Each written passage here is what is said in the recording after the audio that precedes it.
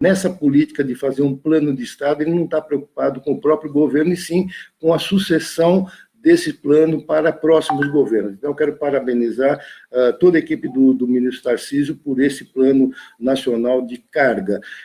Inclusive, os investimentos que estão previstos, todos sabem que nós temos o PIB brasileiro, o PIB nacional, infelizmente depreciado ao longo dos últimos anos, pela recessão de 15 e 16, pelas condições atuais de pandemia.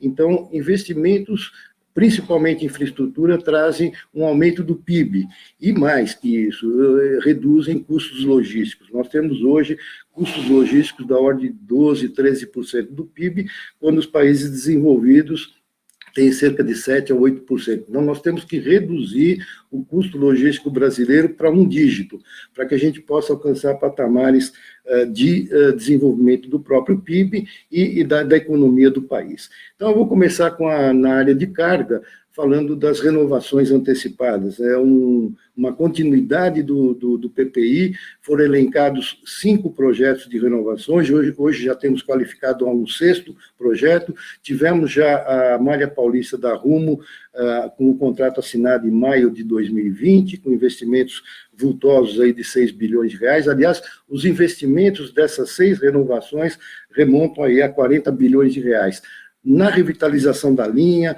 na melhoria do transporte ferroviário e, naturalmente, também na compra de equipamentos ferroviários do tipo de locomotiva e vagões de carga. Bom, além da Rumo, nós tivemos a assinatura do contrato de renovação das 2 ferrovias da Vale, a Vitória Minas e a de Carajás, assinados em dezembro de 2020.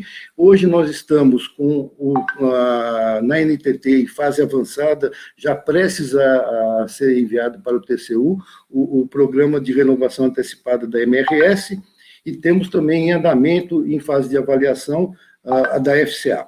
E num plano um pouquinho menos adiantado, eu diria, a Malha Sul, que foi recentemente qualificada no PPI, já se encontra com plano de negócio na NTT em início de estudos para, como falou o nosso secretário ontem, para mostrar a vantajosidade de poder antecipar a renovação que vai vencer aí nos próximos anos. Então, o critério é esse, e como os contratos anteriores não previam investimentos, embora todas as concessionárias fizeram investimentos de mais de 90 bilhões ao longo dos últimos 20 anos, naturalmente, com a obrigatoriedade agora desses investimentos em termos contratuais, nós vamos ter efetivamente esses investimentos de 40 bilhões, dos quais eu pontuo agora 6 bilhões pela Rumo Malha Paulista, quase 20 bilhões entre as 2 ferrovias de Carajás e Vitória Minas, 15 bilhões pela MRS, 13,8 pela FCA e uma projeção de 10 bilhões pela Rumo Malha Sul. Bom, dito isso sobre as 6 renovações, eu entro no capítulo também de qualificação do PPI de 3 projetos de concessões, dos quais um já foi feito, que é a Ferrovia Norte-Sul, no seu tramo central. Foi feito um leilão em 2019, o contrato foi assinado em julho, a vencedora foi a Rumo, são mais 2,4 bilhões de investimentos pela Rumo, que estão se concretizando agora. A previsão é de que a Ferrovia Norte-Sul, desde vindo lá de São Luís, através da Estrada de Ferro Carajás, entrando na Estrela do Oeste, na Malha Paulista da Rumo, vai até o Porto de Santos, num tramo de 3.600, 3.700 quilômetros ininterruptos de bitola larga, ou de uma mesma bitola, que é o mais importante. Como eu falei, são 2,4 bilhões de investimentos, além dos 2,7 bilhões de outorga. Foi um leilão de sucesso, o valor da outorga foi o dobro daquilo que era mínimo, e depois partimos para as demais concessões. Tivemos recentemente, no dia 8 de abril, a concessão do trecho 1 da FIOL, entre Ilhéus e Caetité. A ganhadora foi a Bamin, como todos conhecem, já foram cientificados. A Bamin tem previsão de investir 3,3 bilhões na ferrovia, entre conclusão da obra prevista para 2025 e a aquisição de vagões e locomotivas.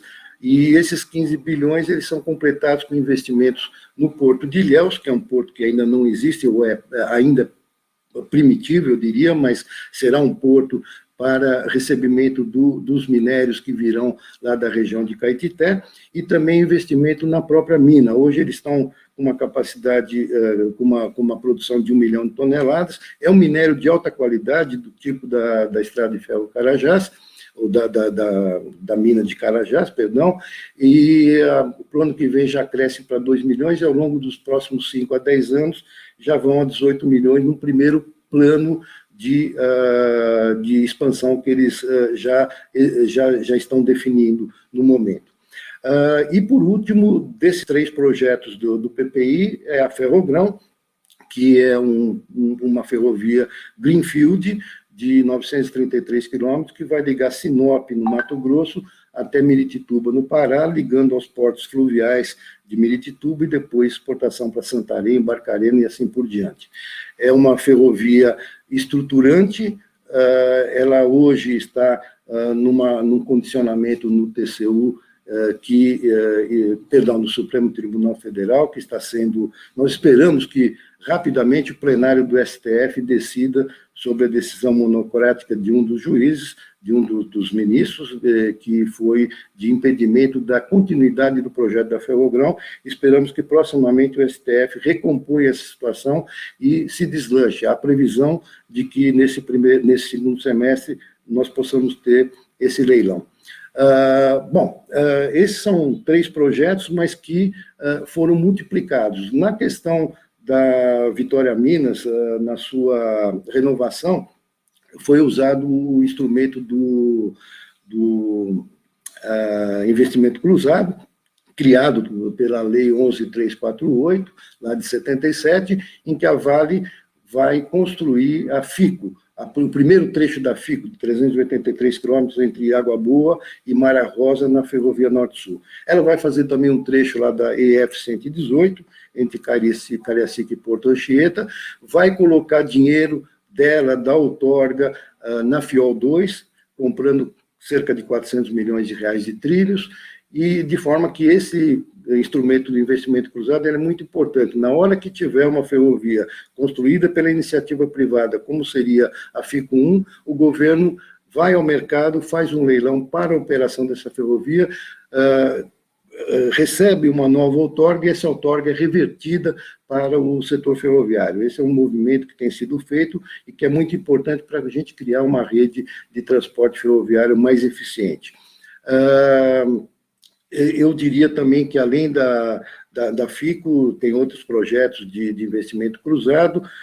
Nós poderemos mencionar aqui que, no capítulo da FCA, que está ainda em análise na NTT, existem outorgas que podem ser levadas à FIOL 3, por exemplo. Então, como eu falei da FIOL 1, que já está com iniciativa privada, de 537 quilômetros, a partir de Caetité até Barreiras, nós temos a FIOL 2, e de Barreiras até Figueirópolis, na Norte-Sul, a FIOL 3. Então, muito possivelmente, daqui a um ano, possivelmente, possa ser feito o leilão da FIOL 2, da FIOL 3, inclusive da continuidade da FICO, que já teria sido iniciada a construção, que está prevista agora para junho, para chegar da FICO de Água Boa até Lucas do Rio Verde, no coração da produção de grãos do Mato Grosso. Nós temos esses investimentos cruzados para fazer na FIOL 3, na FIOL 2 e FIOL 3, como eu falei, e na FIOL 2 hoje está com quase 50% de construção efetivada através da Valec. Inclusive, nós temos até uma notícia muito importante, que o Exército Brasileiro está fazendo um trecho de apenas 20 quilômetros, mas vai agora ser aquinhoado com um novo trecho de 12 quilômetros, de forma que é um reinício do batalhão de Engenharia Ferroviária do Exército Brasileiro, que no passado fez ferrovias, e muitas ferrovias de qualidade, que hoje retoma a sua atividade na construção de ferrovia. Coisa que ele fez agora recentemente, no final do ano passado, que foi ou no final de 2019, eu não me recordo bem, o asfaltamento dos últimos 50, 80 quilômetros da BR-163, que corre ao que será a paralela à nossa Ferrogrão. Tá? Bom, existem outros projetos, naturalmente, que são a expansão ou a extensão da rumo Malha Norte até a região de Lucas do Rio Verde, a Ferroeste, que já está qualificada no PPI para ser privatizada, ela vai lá de Cascavel até Maracaju, no Mato Grosso do Sul, e vem de Guarapuava até Paranaguá, numa descida de serra mais amena do que a atual. Podemos falar de outros projetos, como a Grão-Pará Modal, no Porto de Alcântara, lá no Maranhão. Podemos falar do FIPS, né, a Ferrovia Ferrovia Interna do Porto de Santos, onde terá a construção de uma pera ferroviária. Há uma previsão de que a gente consiga melhorar o transporte ferroviário de Santos de 45 milhões atuais para cerca de 80 milhões, ou seja, quase 100% de aumento de capacidade. E, por último, temos aí outras ferrovias que não estão no PNL 2035, eu já pedi como contribuição da BIFER que façam as simulações de origem e destino, que é a Ferrovia Paraense, que vai de Santana do Araguaia até Barcarena.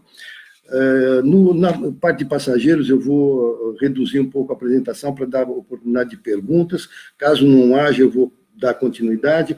Nós temos aí, principalmente passageiros, e em São Paulo tem sido um movimento grande de concessão das operações à iniciativa privada. Isso já ocorreu com o metrô, já desde a linha 4, a linha 5, a 17. Temos um litígio judicial na 15, mas deverá ser resolvido, vai para a iniciativa privada, a própria linha 6, que foi retomada recentemente, e, por último, a CPTM, no leilão vitorioso, agora das linhas 8 e 9. O metrô DF está em andamento, existe um programa também no PPI de privatização da CBTU, tanto das 5 regionais que ela tem, metrô de Belo Horizonte, Recife, e também da própria Transurb. E, por último, o trem intercidade São Paulo-Campinas. Existem outros 3 trechos, mas esse é o mais maduro, que a gente espera que agora, no segundo semestre, saia uma audiência pública do governo de São Paulo. E, nesse capítulo e temos também aqui, que eu esqueci de mencionar, o metrô Bahia, que também é conduzido como uma operação privada. E, por último, o People Mover, o aeromóvel do aeroporto de Guarulhos, para poder melhorar o recebimento de pessoas que chegam pela linha 13, ao invés de tomar um ônibus que demora mais, é menos confortável, você tem um People Move que vai ligar a linha 13 até os 3 terminais do aeroporto de Guarulhos. Por último, rapidamente, sobre legislação, nós temos aí o PLS 261 no Senado, já maduro também para ser votado e aprovado. Ele trata da autorização, que é de extrema importância, será um marco regulatório da ferrovia, e aí nós vamos ter o capítulo das short lines, naturalmente.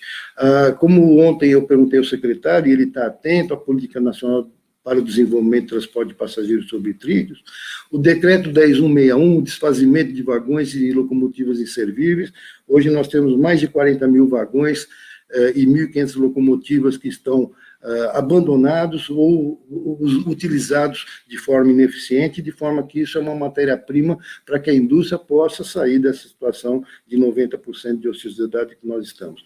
Temos o reporto, que é importante para as concessionárias e para a indústria, que nós estamos trabalhando com emendas em projetos de lei existentes e que a gente espera também seja retomado rapidamente.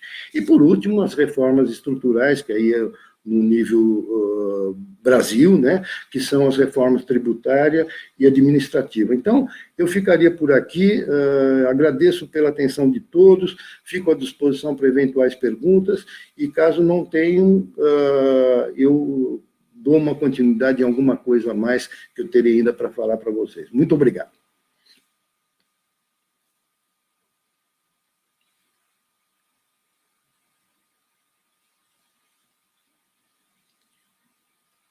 Professor, está no mudo. Para variar, né? E não só estou no mudo, mas agora estou com isso aqui, que estava meio... não estava funcionando muito bem. Vicente, muito obrigado pela sua apresentação. Para variar, foi excelente. Deu um panorama de tudo sobre o cenário ferroviário brasileiro, e nós agradecemos muito. Tem muitas perguntas, então vou começar por algumas, tá? Eu sei que você tem não dá para ficar o dia inteiro perguntando para você aqui, mas aí, ó. Como anda a comunicação, cooperação com o governo federal para a criação do Centro de Excelência Ferroviária? Muito boa pergunta. Obrigado, Abrão. Obrigado, Abrão. Ela está evoluindo bem.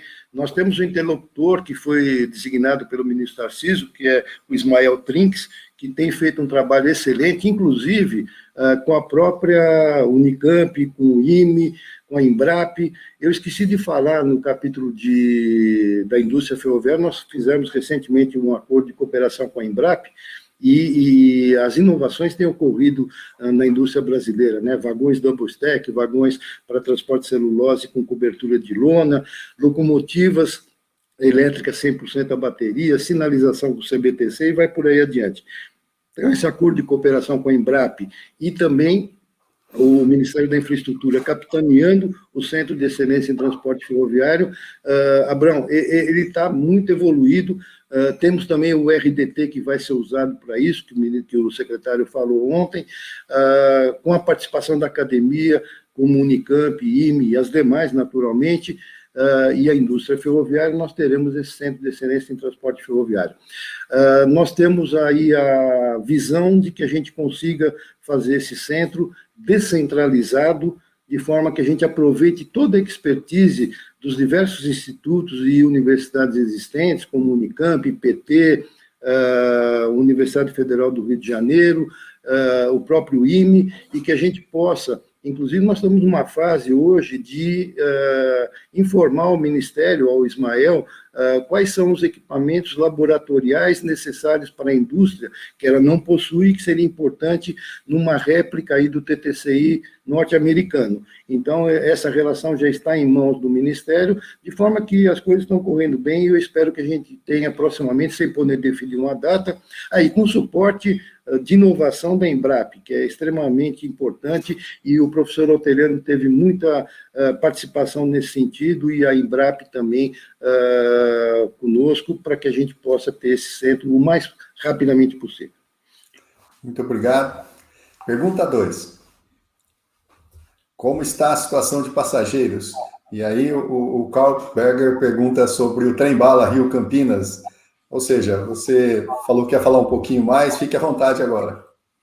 Bom, Carl, obrigado pela pergunta também. Eu falei algumas coisas de passageiros, mas eu digo que talvez o trem-bala, ou eu prefiro chamar de trem de alta velocidade, que o bala pode ser, não que você tenha querido dizer, mas pode ser um pouco pejorativo, mas foi no momento errado da economia do país lá em 2010, né?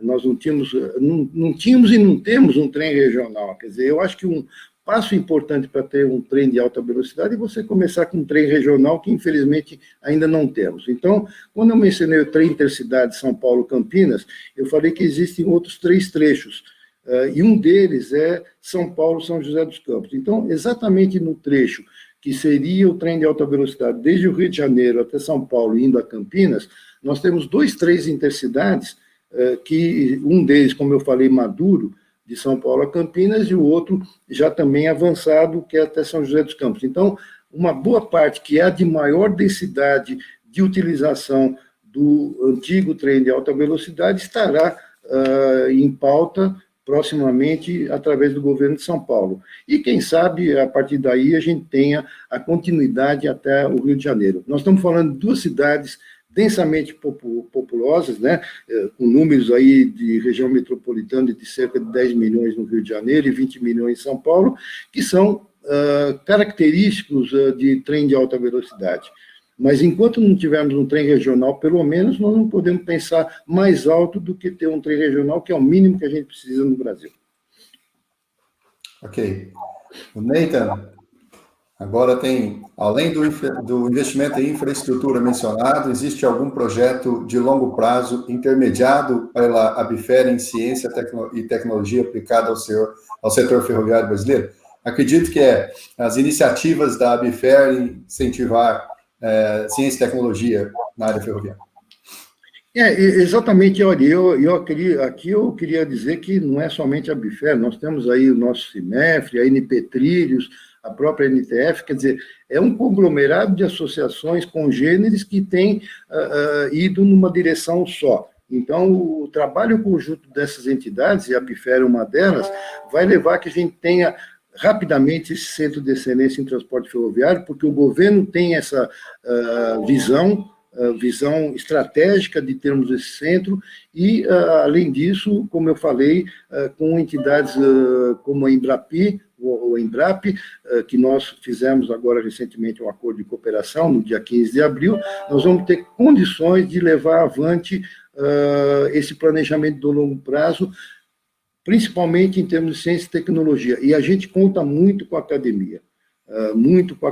Porque é a partir da academia que nós vamos... Aí eu mencionei algumas, me desculpem não falar de todas, mas temos a Universidade Federal de Juiz de Fora, de Santa Catarina, o campus lá de Joinville, e outros tantos, né? Então, esse trabalho conjunto entre as entidades, o governo e as universidades formam um tripé que nós vamos ter realmente um desenvolvimento maior do transporte ferroviário brasileiro, de carga e de passageiros. Muito obrigado. Quarta pergunta do Ramon.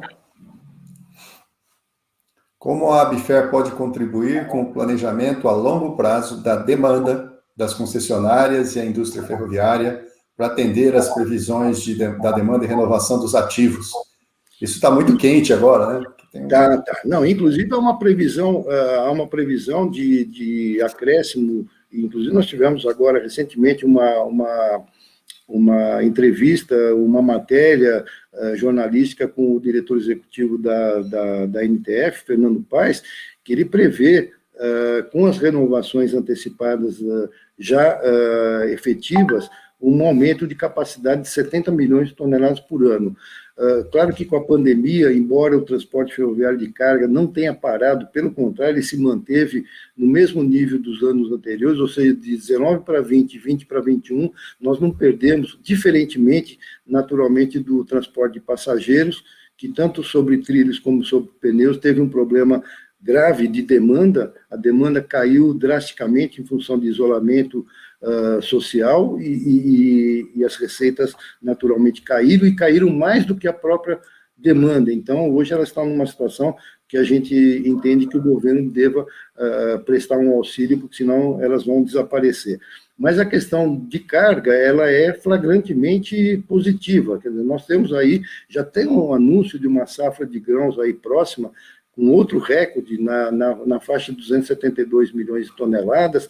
Temos o minério, que a Vale está projetando esse ano 330 milhões de toneladas, e ela vai voltar àquela visão anterior, embora muita gente diga que não vai chegar rapidamente aos 400 milhões de toneladas, eu acredito que sim, que nos próximos 2, 3 anos ela poderá atingir essa capacidade, e aproveitando também o preço valorizado das commodities, sejam agrícolas e minerais, o Brasil tem tudo para aumentar a demanda de transporte ferroviário. E aí não esquecer de um capítulo que eu acabei não mencionando, além das commodities agrícolas e minerais, que são de extrema importância para o transporte ferroviário e para a nossa indústria, temos também o transporte de carga geral, que precisa ser incrementado. Hoje nós temos uma participação dentro do transporte ferroviário de carga, 75% mais ou menos são minérios, 15% agrícola e 10% carga geral, sendo que por contêiner ferroviário apenas 3%.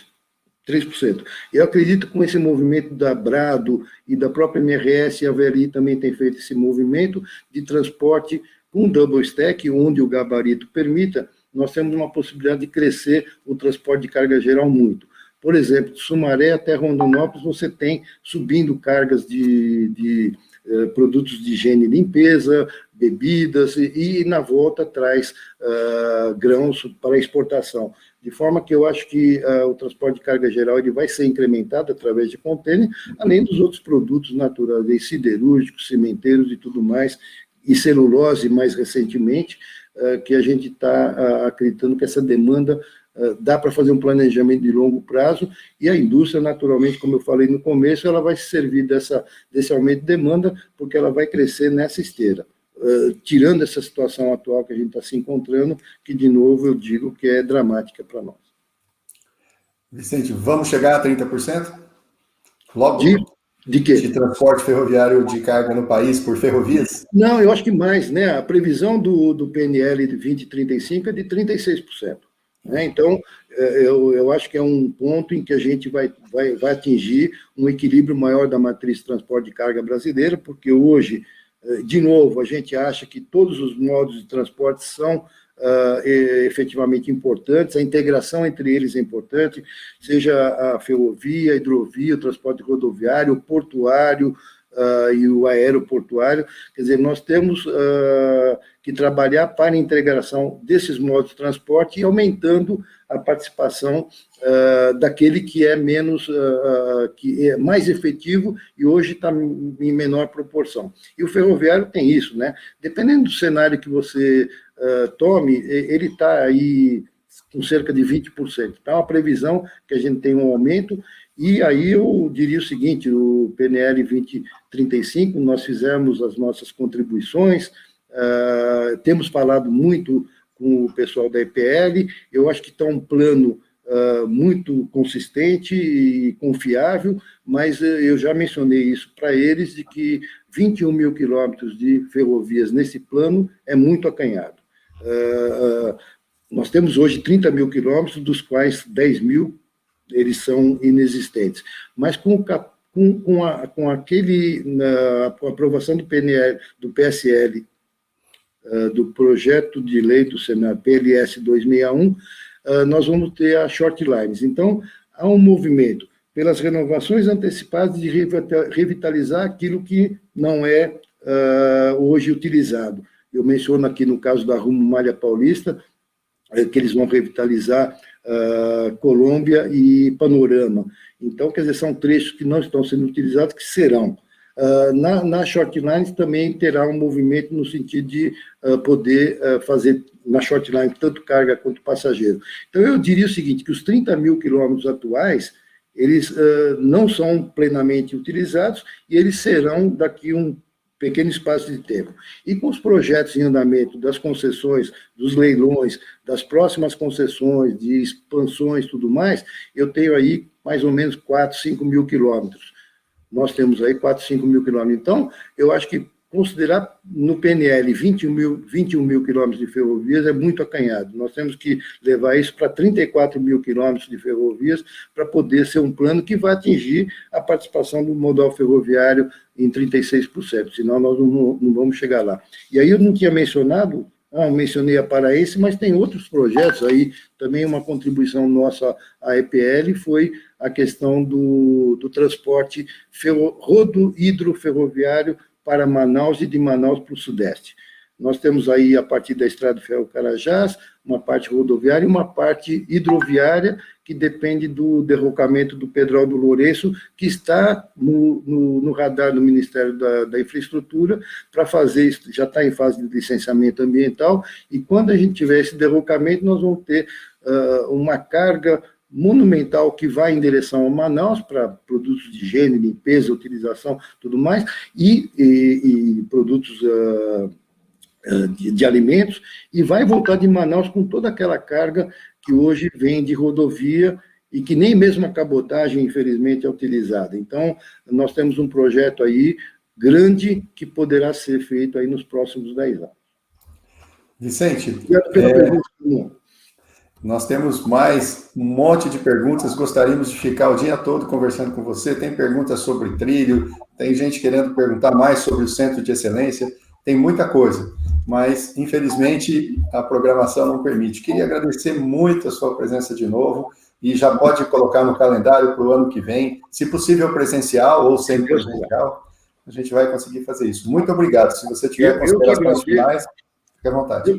Eu que agradeço, Alteriano, pela oportunidade de poder falar um pouco sobre a indústria, sobre o setor ferroviário, e fico à disposição. Por favor, me passe essas perguntas que não puderam ser respondidas, para eu poder respondê-las aí a partir de agora, né? Não agora, mas hoje ou amanhã.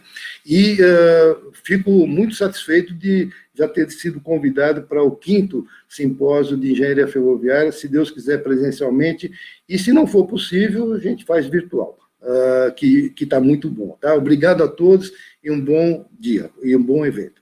Obrigado.